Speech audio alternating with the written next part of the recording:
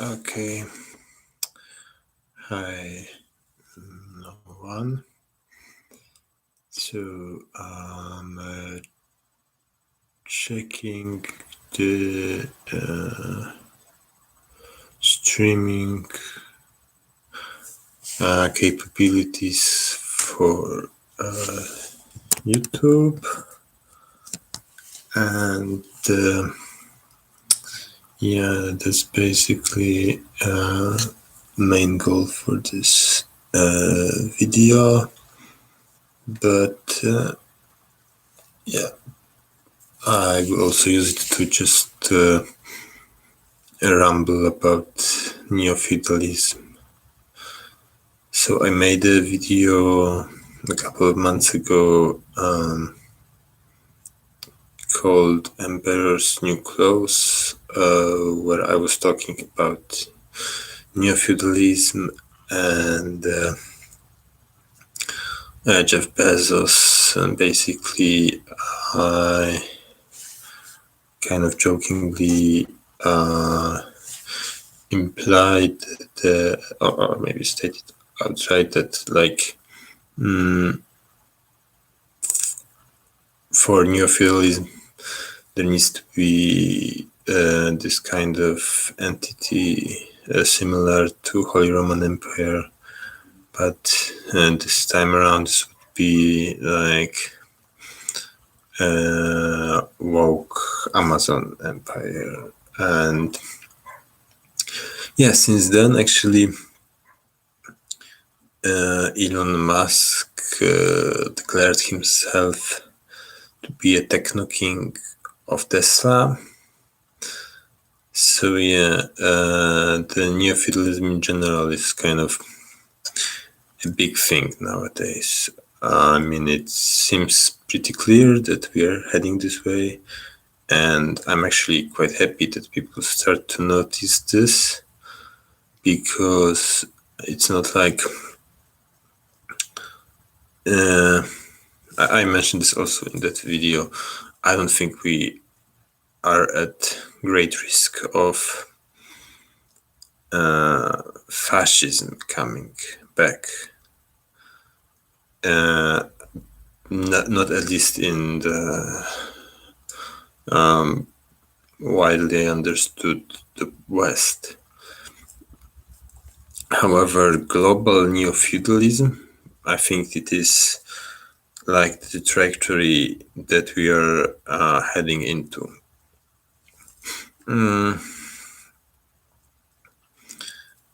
Yes.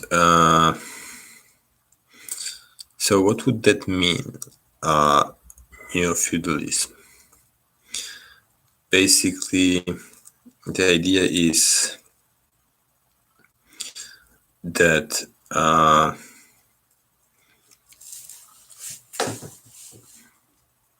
once again we are heading into a period of time where there would be this kind of clear distinction between nobility and the peasants. So that's actually a big thing that we don't have it now.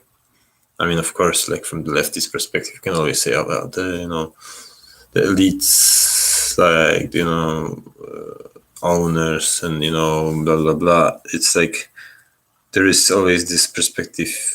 Well, we have something like aristocracy, right? Yeah, that's true, but we don't have something like nobility. That's a big difference. So there's always like this wealthy people at the top,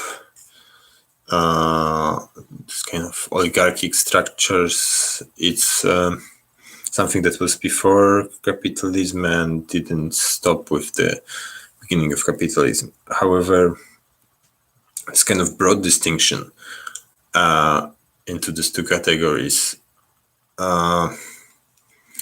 this is something that we don't have anymore. There is this conception that everyone is equal, basically, in principle and so on. Like there's all this additions to this, but the basic concept that we are all equal under the law, or born equal and have equal ethical value and all of this stuff.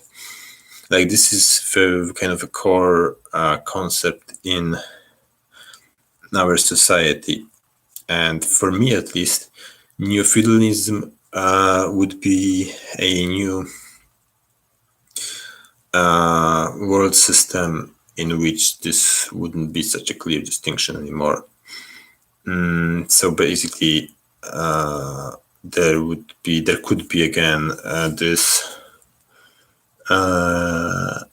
noble class that would be seen as this kind of active class of people who basically create all the culture, pursue everything.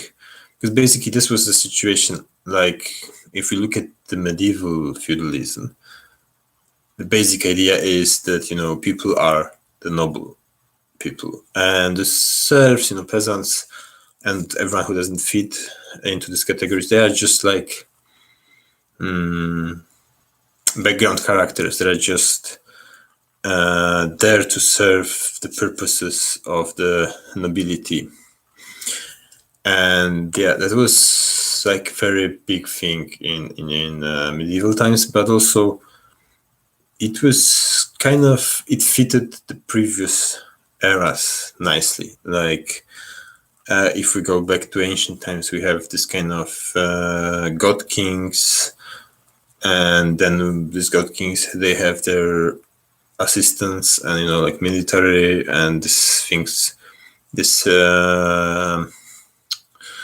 creates this noble class much earlier than feudalism. Then in feudalism, in both like this, well, I guess in all three most pronounced medieval feudalism, so like Japanese, European, and Indian. In each case, we have this warrior class, and like for example, in India, this is the same class from the beginning of their civilization. I mean, the Vedic civilization. Of course, there is one civilization before in India, at least one, and we don't know anything about them because we don't understand their language. But anyway, for Vedic Indians, there is already from the get-go Kshatri and Brahmin class. So those are the nobles, and specifically like the Kshatri are expected to be the ones that are in charge of this kind of mundane world, and Brahmins are supposed to be this kind of like intellectual, ideological class that is supposed to be above Kshatri, but this is kind of like they are above in status. Anyway, so that's for me the main difference from those historical examples. Like because I didn't finish it, but in Japanese, also like the samurai class, of course, and in European, that's the knights, right? And they transform later into nobility, aristocracy, and all this stuff. But so lack of this explicitly privileged class, and maybe lack of obvious ideological avenue for that is I would argue the biggest obstacle for this kind of full return of full feudalism, because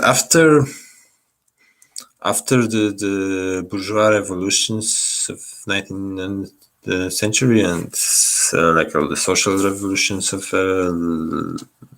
20th century and basically all that egalitarian mess since Enlightenment, you just can't really pull off this kind of bullshit. Like people will not just say, oh, okay, well, those are the privileged people from birth and those are not, and just go along with that.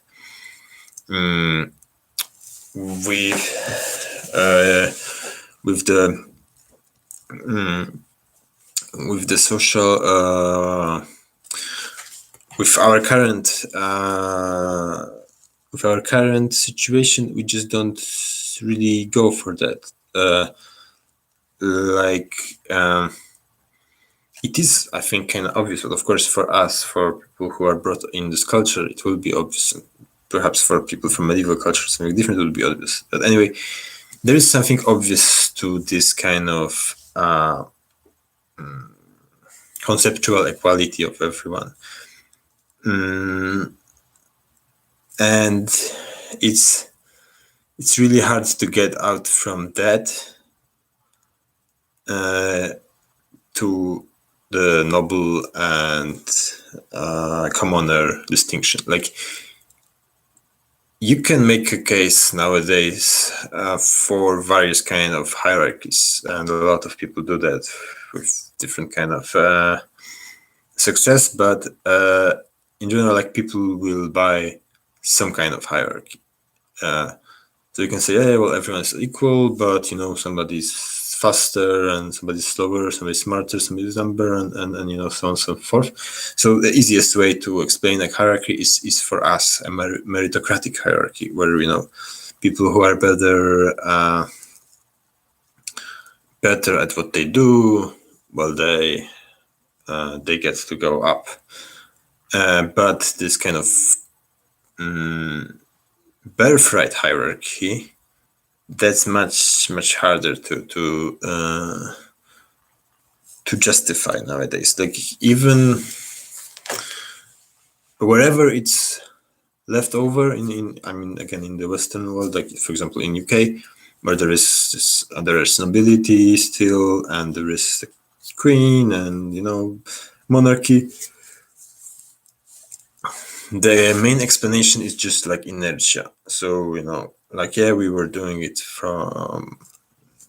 since forever, so we will just keep doing that. And basically this thing, or you can appeal to stability and this all this stuff. But this is just like everyone knows that this is just like a leftover from a previous era, and nobody. It's like hard to imagine that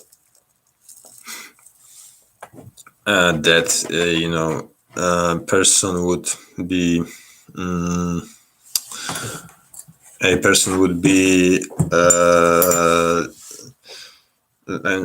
person, but like a new policy would be implemented in maybe UK, where lords would be given additional rights over the rest of population. Like, people would just be pissed, and this wouldn't work for anyone. And even lords wouldn't necessarily want to push something like that, because this would just anger the rest of the society and make them a target again. So basically, that's the problem for all this kind of structures. Like nobility is, well, they don't work well within a democratic polity, right? Because there's always more of the commoners, and they can just vote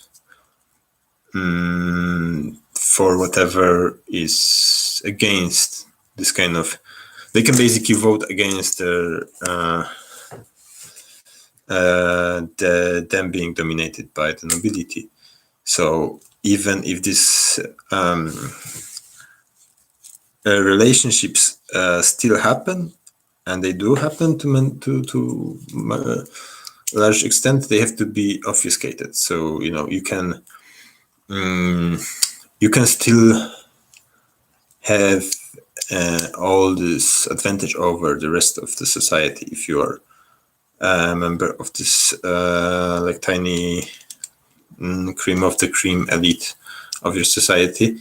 But it has to be, it cannot be stated that basically because I was born in my family, that means I get to get this. it cannot be like this. But it can be like this, for example, oh, because I was born in that family, then I inherited, I don't know, $100 million when I was 1 year old or whatever. So, if you have $100 million, this gives you a lot of advantages. But it is not linked to you being you. It is linked to just like anyone who has $100 million have this kind of advantage, or it could be maybe you do have like a family connections, with people who rule your nation, like a nobleman would do in historical feudal times. And then this also has to be. It cannot be like made explicit. So, for example, a nobleman would get a title, for example, steward from the king, and steward is kind of like a servant, and this would be not really this nobleman wouldn't really serve as a steward for the castle of the king or whatever. This would just mean that this would be like a honorific title that shows how close this person is to king, and this could be a practical function. So, like a steward could be, I don't know, interior minister or whatever. But my point is that in historical feudalism, it was good to kind of proclaim your proximity to king, and show this, like, we are in a kind of opposite direction now. We can like the elite of the society can want to hide this kind of connections, and because we see it as corruption, we see it negatively, and it's not egalitarian, so it's against our kind of cultural norms and wants, and like against the climate. So this would be the largest obstacle from my perspective, to this kind of complete neofeudalism. And I do realize that a lot of people, when they talk about neofeudalism, they don't really mean this explicit distinction. And can I say that the word neo is what's sufficient to just kind of say, oh, it wouldn't be exactly as feudalism, and I don't think it would be exactly as feudalism. However, I do think that this distinction between nobleman and commoner would have to come back for a lot of other neo-feudal dynamics that people who are perhaps like studying it seriously or just like thinking about it as I do, or whatever, people who work with this concept, those qualities require this distinction that I'm talking about. But maybe like I could be wrong. Very possible. However, for my vision of the neo-feudalism, this would reemerge in some way. Not necessarily early on, like not on our stage. However, well, Elon Musk makes a joke, and now we are all laughing. But who knows where the cultural climate will be, like, I don't know, 100 years from now. And this could be that his, I don't know, son, grandson, or great grandson, or whatever, will actually be a fucking king, a techno king of Tesla on Moon or whatever, or Mars rather. He's big on Mars, of course.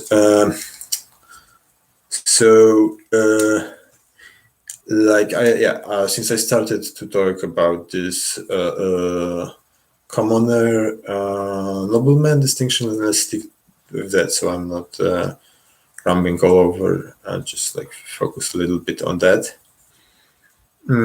So how it could reemerge? I don't think it could reemerge explicitly as a privilege. Like, this would just be too in your face, I think.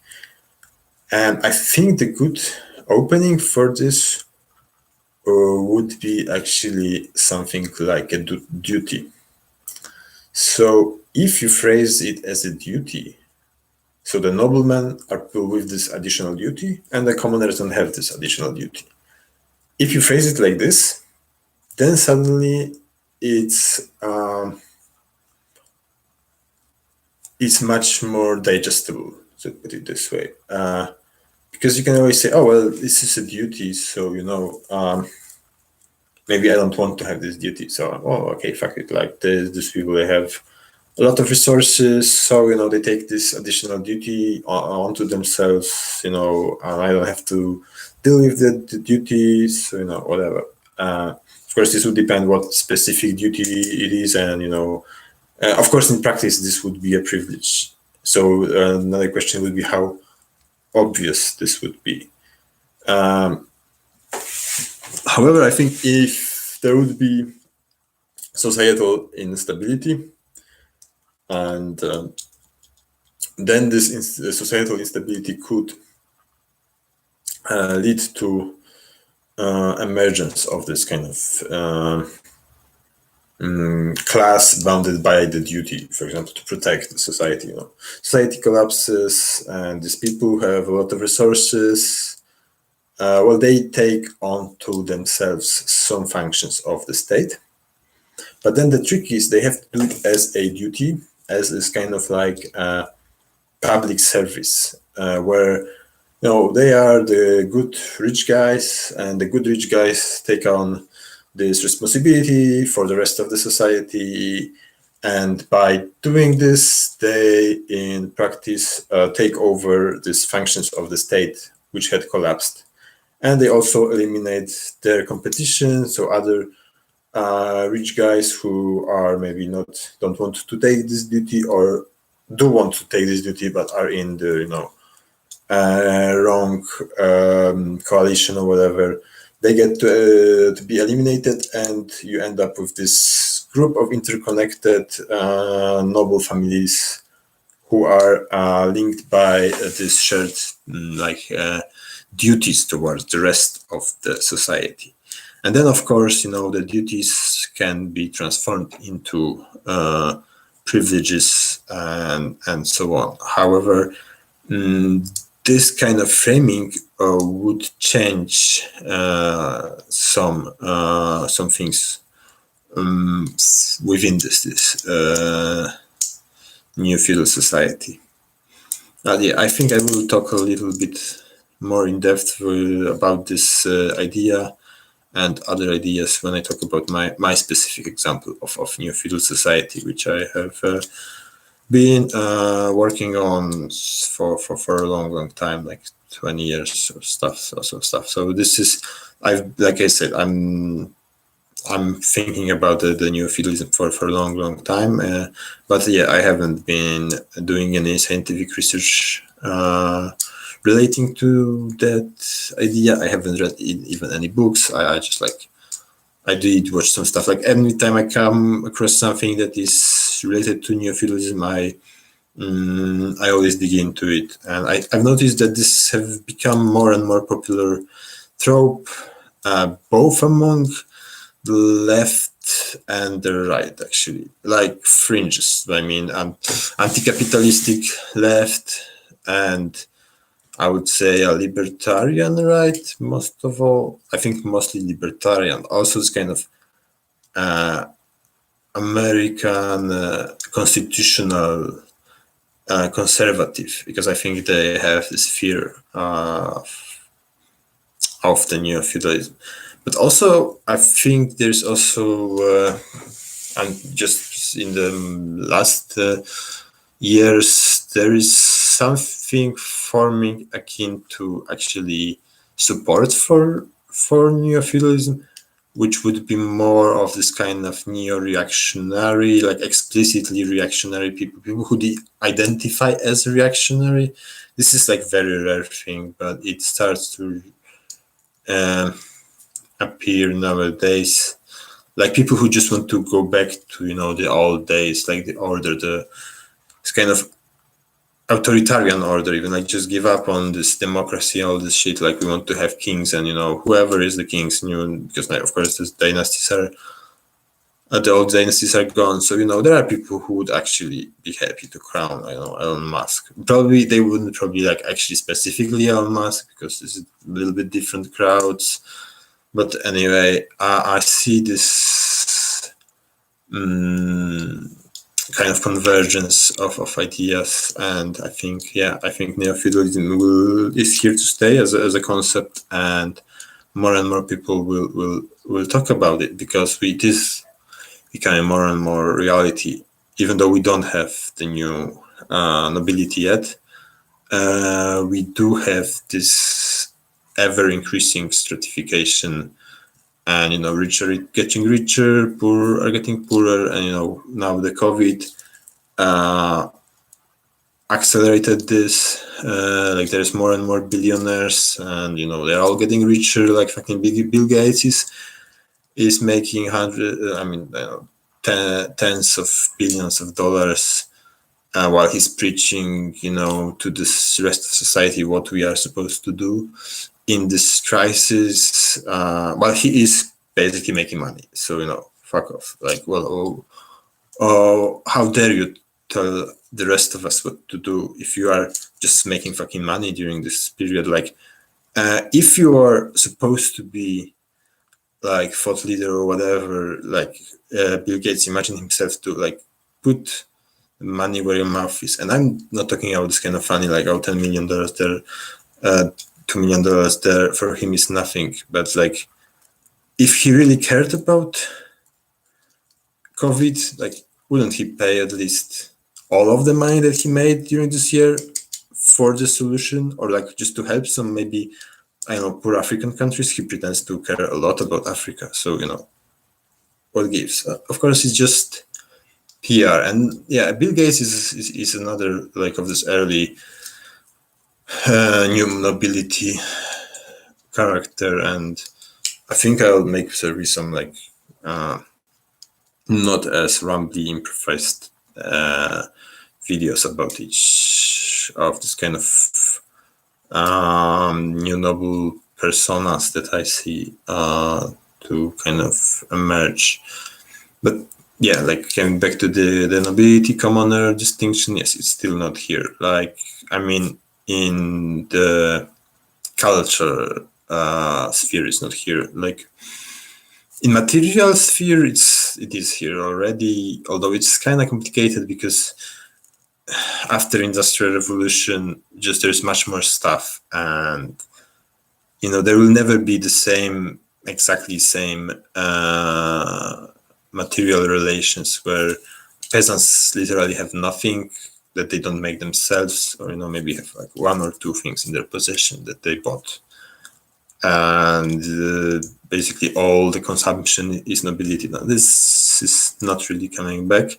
However, with automation and all these other changes, and maybe universal basic income, there could be again this kind of situation where basically only purchasing power of the elite matters, really. Like with the rest, people are basically just well, they do still engage in consumption and all this stuff, but this is just like a tiny fraction where the whole economy is again kind of focused on this richest of the rich, and maybe they have handmade works of art and this kind of stuff. Well, the rest have everything totally automated from automated factories, and so there could be like I think this is why this concept is so popular. There's a lot of this kind of similarities that you can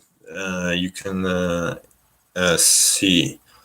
Yeah, I would recommend definitely checking out